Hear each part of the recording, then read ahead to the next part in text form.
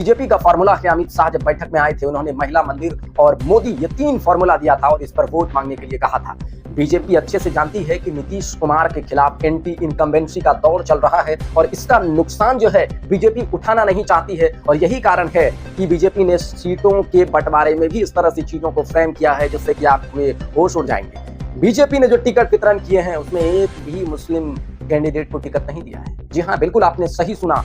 BJP Hindutva और विकास के नाम पर जो है इस बार चुनाव में बढ़ने जा रही है। यहाँ पर कुल मिलाकर अगर देखा जाए तो बीजेपी ने जिस तरह से चाल चली है, इसमें महागठबंधन को तो दवाई दी ही है, साथ ही साथ जदयू को भी एक बेहतरीन तरीके से रणनीति से अब साइकोलॉजिकल इफेक्ट बीजेपी ने दे दिया है। अगर बीजेपी को ज्यादा सीट आता है और उसके बाद एलजेपी ज्यादा सीट लाती है तो फिर जदयू के जो नीतीश कुमार हैं उनको सीएम फेस के तौर पर बीजेपी पहले ही कह चुकी है कि हम स्वीकार नहीं करेंगे। और ऐसी बदली हुई परिस्थितियों के बीच बिहार में भाजपा कोई बड़ा खिला कर दे तो ये आश्चर्य की बात नहीं होनी चाहिए। राजद ने 143 सीटों पर चुनाव लड़ने का फैसला किया है, लेकिन 12 ऐसे सीट हैं जिसपे कि महागठबंधन के उम्मीदवार आमने सामने हैं। ये हैरत करने वाली बात नहीं है तो क्या है, यानी कि कोऑर्डिनेशन की साफ गड़बड़ी है, साफ तौर पर तालमेल की कमी जो है लग रही है।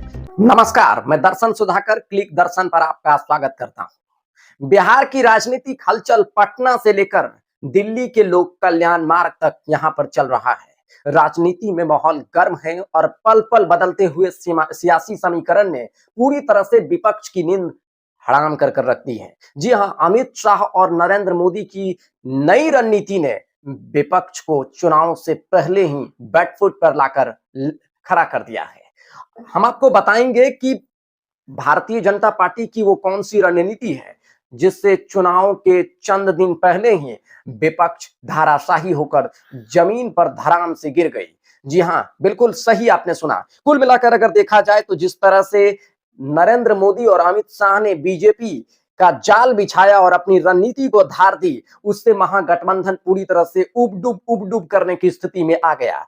महागठबंधन में सीट शेयरिंग का अब तक पेच नहीं फंस पाया है। तेजस्वी यादव कभी दिल्ली चले जाते हैं कांग्रेस को मनाने के लिए, तो कभी कांग्रेस के नेता बगावती बयान दे देते हैं। और इन सब के बीच अगर कोई यहाँ पर बात किया जाए तो इन सब के बीच जो है ये स्थिति लग रही है कि महागठबंधन का जो सीट शेयरिंग है वो अब चुनाव के बाद ही सुलझेगा। जी हाँ, अब देखिए अफरा तफरी का माहौल ऐसा है कि महागठबंधन की तरफ से राजद ने 143 सीटों पर चुनाव लड़ने का फैसला किया है, लेकिन 12 ऐसे सीट हैं जिसपे कि महागठबंधन के उम्मीदवार आमने सामने हैं। ये हैरत करने वाली बात नहीं है तो क्या है, यानी कि कोऑर्डिनेशन की साफ गड़बड़ी है, साफ तौर पर तालमेल की कमी जो है लग रही है। जी हाँ, बिल्कुल आपने सही सुना। 143 सीट पर राजद लड़ेगी और 12 सीटों पर महागठबंधन के उम्मीदवार आमने सामने हैं, जबकि एनडीए ने सीट शेयरिंग के विवाद को जो है सुलझा लिया है और अपने अपने कैंडिडेट भी दे दिए हैं।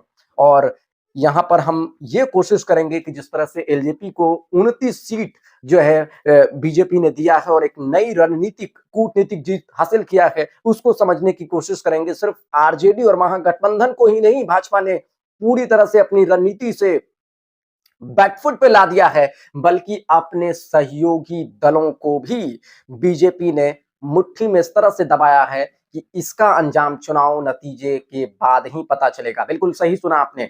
बीजेपी ने सीट शेयरिंग को लगातार खींचा, जल्दी जो है सीट शेयरिंग के मुद्दे को हल नहीं किया। वो सोच रही थी कि पहले आरजेडी जो है सीट शेयर कर ले कांग्रेस से, और कांग्रेस सोचती रही कि वो पुराने पैटर्न पे आरजेडी के साथ जो है गठबंधन नहीं करेगी। उसमें सीटों का जो है अच्छी अच्छी सीट उनको चाहिए जहां से कि जिताऊ गठबंधन के उम्मीदवार हैं और जहां की महागठबंधन मजबूत है वो सीट चाहिए। दोनों में इधर झगड़ा होता रहा। तब तक बीजेपी इस आस में थी कि पहले महागठबंधन जो है सीट शेयरिंग कर ले और अपना उम्मीदवार खड़ा कर ले, तब देखेंगे, उस हिसाब से रणनीति बनाएंगे। लेकिन बीजेपी ने जानबूझकर रणनीति जो है डिले किया और सीट शेयरिंग के मामले को खींचा और इतना खींचा कि तब तक चुनाव आयोग ने आचार संहिता लागू कर दी और उसके बाद जो है वोट देने का जो है दिन भी घोषित हो गया और इस अफरा तफरी में नामांकन की तारीख आ गई और ऐसे में जल्दी से सीटों का जो विवाद था वो सुलझाना पड़ा। और बीजेपी को यह भी डर था कि जितना खींचेंगे इस मुद्दे को, जितना लंबा करेंगे उतना अच्छा है, क्योंकि जदयू का कोई भरोसा नहीं है। जदयू अगर भागकर कूदकर आरजेडी के पाले में चला जाता है तो दिक्कतें और बढ़ सकती है। और सस्पेंस बीजेपी ने इसलिए भी बढ़ा दिया कि अभी जो है जदयू को 101 सीटों पर जो चुनाव लड़ रही है, जानबूझकर डिले किया ताकि जदयू उछलकर जो है आरजेडी के पाले में ना चला जाए। और वैसे भी अमित शाह कह ही चुके हैं कि इस बार उम्मीदवार जो सीएम पद का होगा वो कोई नहीं होगा, यानी कि सीएम फेस नहीं होगा। इसको बहुत बड़ी कूटनीतिक जीत बीजेपी की मान सकते हैं। और इधर 29 सीट देकर जो है चिराग पासवान को बीजेपी ने एक दिमागी रूप से काफी जो है एक लंबा चाल चली है, ताकि भविष्य में जब चुनाव के नतीजे आएंगे तो उसके बाद जो है कुछ और किया जाए। ज्यादा मेरा बोलना जो है सही नहीं होगा, आप भी राजनीतिक रूप से काफी ज्यादा परिपक्व हैं। इधर आरजेडी ने सोचा कि शायद बीजेपी और जदयू और जो आम उनके एनडीए के घटक दल हैं उनमें सब कुछ ठीक नहीं चल रहा है, तो हो सकता है कि जदयू इधर आ जाए तो हम सीट शेयरिंग तब तक नहीं करते हैं, कुछ और जो है चीजों को मैनेज कर लेते हैं। लेकिन आरजेडी का ये सपना भी पूरा नहीं हो पाया और आरजेडी ना कांग्रेस के साथ एक तरीके से अच्छे से अलायंस कर पाई और ना ही जदयू के साथ, और तब तक बीच में बीजेपी की रणनीति काम आई और बीजेपी ने सब कुछ जो है तालमेल के साथ जो है सॉल्व कर दिया।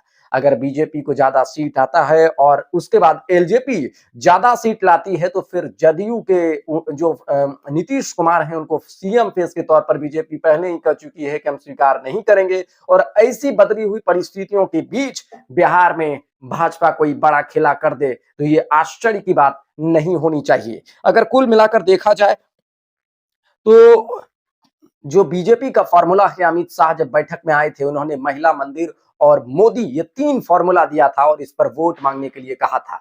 बीजेपी अच्छे से जानती है कि नीतीश कुमार के खिलाफ एंटी इनकम्बेंसी का दौर चल रहा है और इसका नुकसान जो है बीजेपी उठाना नहीं चाहती है। और यही कारण है कि बीजेपी ने सीटों के बंटवारे में भी इस तरह से चीजों को फ्रेम किया है जिससे कि आपके होश उड़ जाएंगे।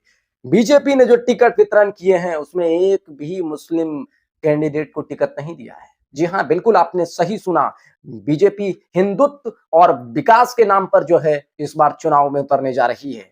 यहाँ पर कुल मिलाकर अगर देखा जाए तो बीजेपी ने जिस तरह से चाल चली है इसमें महागठबंधन को तो दवाई दी ही है, साथ ही साथ जदयू को भी एक बेहतरीन तरीके से रणनीति से अब साइकोलॉजिकल इफेक्ट बीजेपी ने दे दिया है। बहरहाल जैसे जैसे चुनाव नजदीक आता जा रहा है और जिस तरह से एनडीए यानी उनके जो लीडिंग दल हैं घटक दल के बीजेपी और जो अमित शाह और नरेंद्र मोदी की रणनीति जिस बखूबी और संजीदगी से काम कर रही है उसको देखकर तो यही लग रहा है कि बीजेपी पहली बार बिहार में अगर किला भेद दे, यहां पर विजयी पताका लहरा दे तो इसमें आश्चर्य की बात नहीं होगी। बिहार के चुनाव पर हमारी नजर बनी हुई है। आप क्लिक दर्शन देख रहे हैं मेरे साथ वीडियो जर्नलिस्ट अमरेंद्र कुमार के साथ। धन्यवाद।